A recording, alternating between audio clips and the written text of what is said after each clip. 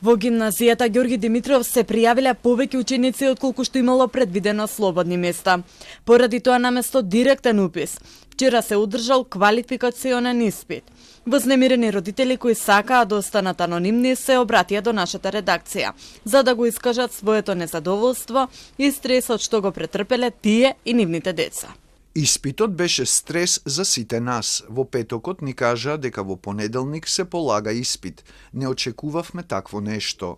Министерката за образование Весна Јаневска вели дека испитот е спроведен според закон.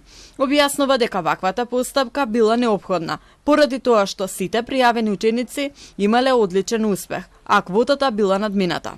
Кога во одредено училиште ќе се пријават поголем број на ученици од предвиденото, како што во гимназијата Ѓорги Димитров се случи, да речеме, ако биле предвидени 40, а се пријавиле 70, сите со скроз одличен успех, тоа е вториот проблем во државава кој треба се уште да го решаваме, тогаш нема друг начин од тоа да се спроведе квалификационен испит. Минатата недела заврши првото пријавување за упис во средно образование за учебната 2025-2026 година. Над 16.000 полуматуранти се пријавиле во првиот рок.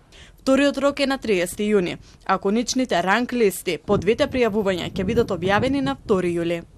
Оваа година квалификацијско тестирање, освен во гимназијата Ѓорги Димитров, се одржа и во средното медицинско училиште Панча Караѓозов.